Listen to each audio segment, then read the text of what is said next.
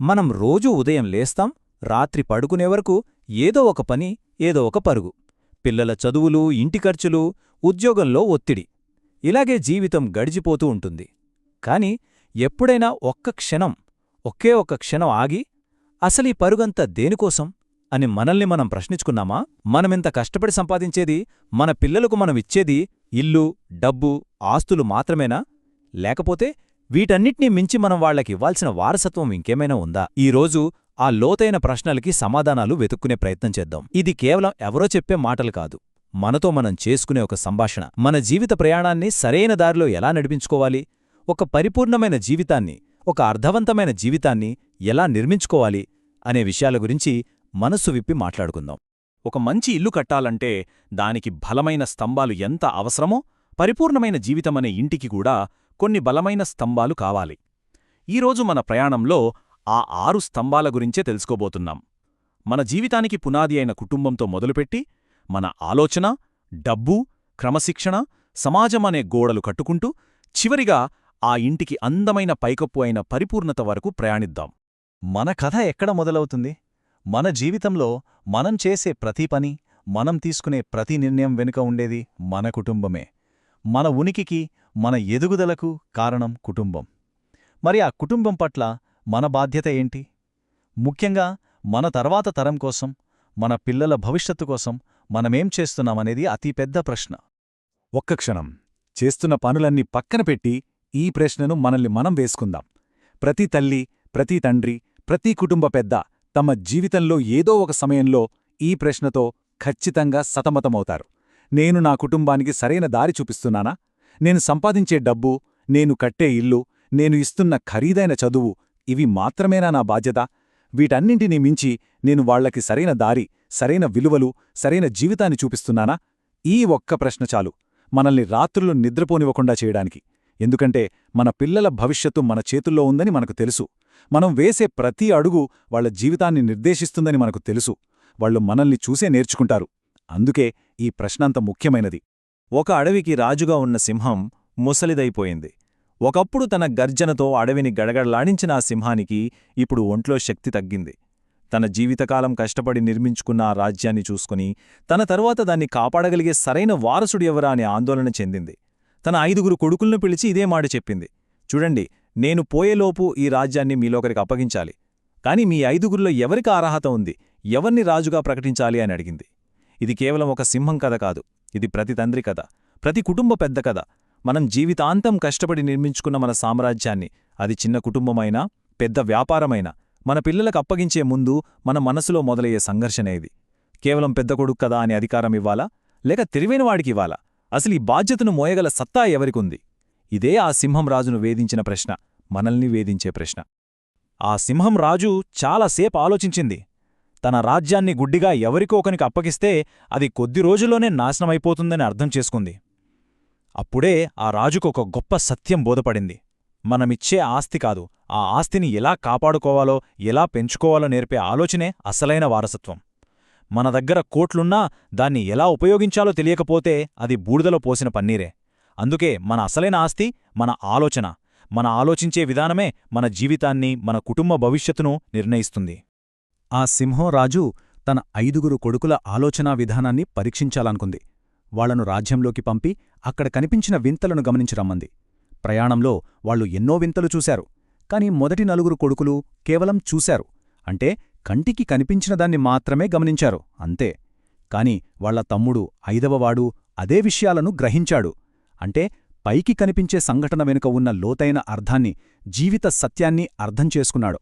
చూడటానికి, గ్రహించటానికి మధ్య ఉన్న తేడా ఇదే. ప్రపంచాన్ని అందరూ చూస్తారు, కాని కొంతమంది మాత్రమే దాన్ని అర్థం చేసుకుంటారు. ఆ అర్థం చేసుకున్నవాళ్లే నాయకులవుతారు, మార్గదర్శకులవుతారు. ఆ అన్నదమ్ములు తమ ప్రయాణంలో ఒక సన్యాసిని కలిశారు. ఆ సన్యాసి వాళ్ల తెలివిని పరీక్షించడానికి 4 వింత సంఘటనల గురించి చెప్పి వాటి వెనుక ఉన్న అర్థాన్ని కనుక్కోమన్నాడు. అవే ఈ 4 చిక్కు ప్రశ్నలు. రక్షించాల్సిన వాళ్లే నాశనం చేయడం, కన్నబిడ్డే తల్లికి పాలివ్వడం, చేపలు పట్టుకున్న జాలరే మళ్లీ వాటిని నీటిలోకి వదిలేయడం, ఎంత నీళ్లు తోడినా కొంచెం కూడా తరగని ఒక నీటిమడుగు. ఇవి కేవలం వింతలు కావు, జీవితానికవసరమైన గొప్ప పాఠాలు. మొదటి 4 అన్నలు ఆ వింతలను చూసి ఏవుంది ఇందులో, వింతగా ఉన్నాయంతే అని వదిలేశారు. కాని చిన్నవాడు కర్ణుడు వాటి వెనకున్న సత్యాన్ని గ్రహించాడు. కంచె చేనుమేయడం వెనక ఉన్న దురాశ అనే ప్రమాదాన్ని గుర్తించాడు. బాధ్యతతో ఉండాల్సిన వాడికి పేరాశ పుడితే వాడు రక్షకుడు కాదు భక్షకుడవుతాడని చెప్పాడు. కన్నబిడ్డే తల్లికి పాలివ్వడంలో మనం పిల్లలకు మంచి సంస్కారం నేర్పిస్తే వాళ్లు మనల్ని వృద్ధాప్యంలో కంటికి రెప్పలా చూసుకుంటారనే భరోసాని చూశాడు. చేపలను వదిలేస్తున్న జాలరీలో మన భవిష్యత్ తరాల కోసం వనరులను కాపాడాలనే దూలదృష్టిని గమనించాడు. ఇక ఎంత తోడినా తరగని ఆ నీటి మడుగులో జ్ఞానమనేది పంచిన కొద్దీ పెరిగే ఏకైక సంపద అనే గొప్ప నిజాన్ని అర్థం చేసుకున్నాడు. అతను కేవలం చూడలేదు, జీవిత సత్యాలను గ్రహించాడు.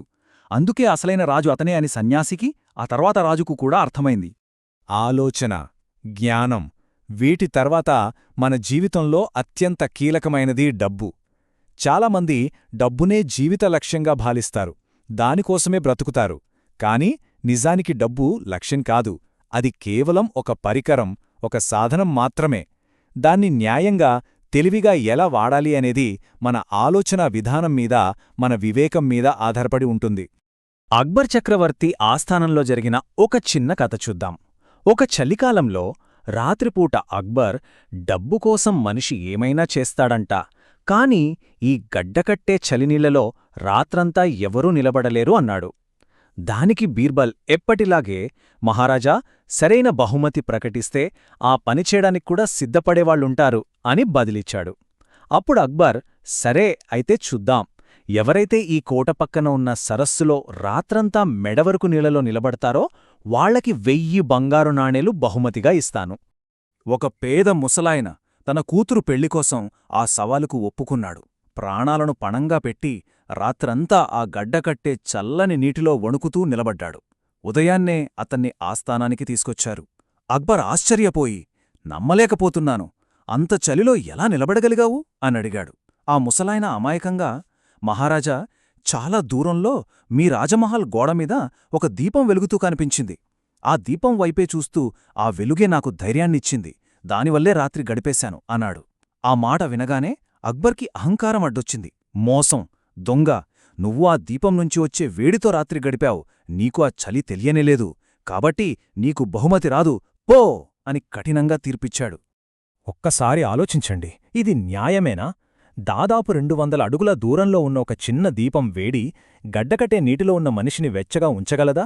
ఇది అసాధ్యమని చక్రవర్తికి తెలియదా? తెలుసు. కాని అధికారం చేతిలో ఉంది కదా అని ఆ 1000 నాణ్యాలివ్వడం ఇష్టం లేక చక్రవర్తి ఒక అసంబద్ధమైన, అన్యాయమైన కారణం చెప్పి ఒక పేదవాడి కష్టాన్ని అవమానించాడు. ఆ ముసలాయన కాళ్లమీద పడి ఏడ్చి వేడుకున్నా కనికరించలేదు. ఇక్కడే డబ్బు ఒక పరికరంగా కాకుండా అహంకారానికి, అన్యాయానికి చిహ్నంగా మారింది. అధికార దుర్వినియోగానికి దారితీసింది. బీర్బల్కి జరిగిన అన్యాయం అర్థమైంది. మరుసటి రోజు ఆస్థానానికి రాలేదు. అక్బర్ కబురు పంపిస్తే, ఖిచిడీ వండుతున్నానో అది ఉడకగానే వస్తానో అని చెప్పాడు. గంటలు గడిచినా బీర్బల్ రాలేదు. విసిగిపోయిన అక్బర్ తనే బీర్బల్ ఇంటికి వెళ్లాడు. అక్కడ ఒక వింత దృశ్యం. కింద చిన్న మంట వెలుగుతోంది, దానికి 5 అడుగుల ఎత్తులో ఒక కుండ వేలాడుతోంది. అక్బర్కి నవ్వొచ్చింది. బీర్బల్, నీకేమైనా పిచ్చా? అంత ఎత్తులో పెడితే అన్నం ఎలా ఉడుకుతుంది అనడిగాడు. అప్పుడు బీర్బల్ ఎంతో వినయంగా, మహారాజా, 200 అడుగుల దూరంలో ఉన్న దీపం ఒక మనిషికి వెచ్చదనాన్ని ఇవ్వగలిగినప్పుడు కేవలం 5 అడుగుల దూరంలో ఉన్న ఈ మంట నా అన్నాన్ని ఎందుకుడికించలేదు అని ప్రశ్నించాడు. ఆ దెబ్బకు అక్బర్కు తన తప్పు తెలిసొచ్చింది. అధికారం, డబ్బు మన న్యాయదృష్టిని ఎలా మసకబారుస్తాయో గ్రహించి సిగ్గుపడి వెంటనే ఆ ముసలాయనను పిలిపించి క్షమాపణ చెప్పి 1000 నాణాలతో పాటు మరో 1000 నాణాలు బహుమతిగా ఇచ్చి పంపించాడు. డబ్బును ఎలా వాడాలో బీర్బల్ చక్రవర్తికే దారి చూపించాడు. జీవితంలో సరైన ఆలోచన, డబ్బు విషయంలో న్యాయమెంత ముఖ్యమో క్రమశిక్షణ కూడా అంతే ముఖ్యం. నిజమైన బలం కండల్లో ఉండదు, మనసులో ఉంటుంది, మన అలవాట్లలో ఉంటుంది. క్రమశిక్షణతో కూడిన జీవితమే మనల్ని, మన కుటుంబాన్ని నిలబెడుతుంది. కాని చాలామంది బలాన్ని ప్రదర్శించడానికి ప్రయత్నిస్తారు, నిర్మించుకోవడానికి కాదు. బజరంగి అనే ఒక వ్యక్తి ఉండేవాడు. అతను చాలా సోమరీ, పిరికివాడు. కాని అతనికొక్కే ఒక్క గొప్ప కల తెలుసు. అదే గొప్పలు చెప్పుకోవడం. ఏ పని చెయ్యకపోయినా చేసినట్టుగా అందర్నీ నమ్మించడం. దీన్నే మనం సరదాగా బజరంగి ప్రభావం అనొచ్చు. అంటే నిజమైన కష్టం, క్రమశిక్షణ, బలం లేకుండా కేవలం మాటలతో, అదృష్టంతో ఇతరులను భ్రమింపజేసి విజయం సాధించడం. ఇది తాత్కాలికంగా పనిచేయొచ్చు, కానీ జీవితకాలం నిలబడదు, ఎందుకంటే దానికి పునాది లేదు. భజరంగి జీవితం మొత్తం అబద్ధాలు, అదృష్టం మీదే నడిచింది. తను ఒక సింహాన్ని చంపేశానని అబద్ధం చెప్పి రాజుకొలువులో సైనికుడిగా చేరాడు. మాట్లాడని రాజకుమారిని తన పిచ్చి మాటలతో నవ్వించి గొప్ప వైద్యుడయ్యాడు. చివరికి యుద్ధంలో శత్రువులను చూసి భయపడి పారిపోతుంటే అతని వింత వేషం చూసి శత్రువులు ఏదో దైవశక్తి అని భయపడ్డారు. అతను భయంతో విసిరిన గద పొరపాటున శత్రు సైన్యాధిపతికి తగిలి చనిపోతే భజరంగి యుద్ధం గెలిచాడు. ఇవన్నీ అతను సాధించిన విజయాలుగావు, ప్రమాదవశాత్తు జరిగిన సంఘటనలు. అతని జీవితానికి క్రమశిక్షణ అనే పునాది లేదు, కేవలం అబద్ధాల మీద కట్టిన ఇల్లు అది, ఎప్పుడైనా కూలిపోవచ్చు. బజరంగి కథ మనకొక చాలా ముఖ్యమైన పాఠం చెప్తుంది. మనం మన పిల్లలకు గొప్పలు చెప్పి పెంచకూడదు. నేను మీ వయసులో ఉన్నప్పుడు అది చేశాను, ఇది చేశాను అని మనం చెప్పే కథలు వాళ్లకు స్ఫూర్తినివ్వవు. వాళ్ళు చూసేది మనం రోజు ఏం చేస్తున్నామనే. మనం ఉదయాన్నే లేస్తున్నామా? మనం మన పనిని శ్రద్ధగా చేస్తున్నామా? మనం మాట ఇస్తే నిలబెట్టుకుంటున్నామా? మనం కష్టపడి పనిచేస్తున్నామా, లేక బజరంగిలా అదృష్టం కోసం ఎదురుచూస్తున్నామా? మన చర్యలే వాళ్లకు అసలైన పాఠాలు. మన క్రమశిక్షణే వాళ్లకు మనమిచ్చే నిజమైన వారసత్వం. మన ఆలోచనతో, మన క్రమశిక్షణతో మన కుటుంబాన్ని సరైన దారిలో నడిపించడం మన మొదటి బాధ్యత. కానీ మన బాధ్యత అక్కడితో ఆగిపోదు. ఎందుకంటే మనమొక ద్వీపంలా ఒంటరిగా బ్రతకడం లేదు, మనమొక సమాజంలో భాగం. ఆ సమాజం పట్ల కూడా మనకొక బాధ్యత ఉంది. మన ఎదుగుదలకు సమాజం అండగా నిలిచినట్టే మనం కూడా సమాజానికి అండగా నిలవాలి. ఒక బలమైన సమాజం ఎలా నిర్మించబడుతుంది? ఇందాక మనం మాట్లాడుకున్న సింహం కొడుకు చెప్పిన సమాధానాల్లోనే ఈ ప్రశ్నకు జవాబు దాగి ఉంది. మొదటిది వనరుల సంరక్షణ. ఆ ముసలి జాలరిలాగే మన భవిష్యత్ తరాల కోసం ప్రకృతిని, మన సంపదను కాపాడాలి. రెండోది విద్య. ఆ తరగని నీటిమడుగులాగే మన దగ్గరున్న జ్ఞానాన్ని, తెలివిని అందరికీ పంచాలి. అప్పుడే సమాజం ఎదుగుతుంది. మూడోది తరాల మధ్య మద్దతు. ఆ దూడ తన తల్లికి పాలిచ్చినట్టుగా యువతరం వృద్ధులకు అండగా నిలబడాలి, వాళ్ల అనుభవాన్ని గౌరవించాలి. ఈ 3 స్తంభాలమీదే ఏ సమాజమైనా బలంగా నిలబడుతుంది. సహాయం చెయ్యడమంటే కేవలం డబ్బు ఇవ్వడం కాదు, అది చాలా సులభమైన పని. నిజమైన సహాయమంటే మన దగ్గరున్న జ్ఞానాన్ని 10 మందికి పంచడం, మన పర్యావరణాన్ని కాపాడడం, అవసరంలో ఉన్నవారికి మన సమయాన్ని, మన బలాన్ని ఇవ్వడం. ఒకరి సమస్యను ఓపికగా వినడం కూడా గొప్ప సహాయమే. మన సామాజిక బాధ్యతను ఈ విస్తృతమైన అర్థంలో మనం చూడాలి. మనం బాగుంటే చాలదు, మన చుట్టూ ఉన్నవాళ్లు కూడా బాగుండాలి. ఇప్పటివరకు మనం కుటుంబం, ఆలోచన, డబ్బు, క్రమశిక్షణ, సమాజం గురించి విడివిడిగా మాట్లాడుకున్నాం.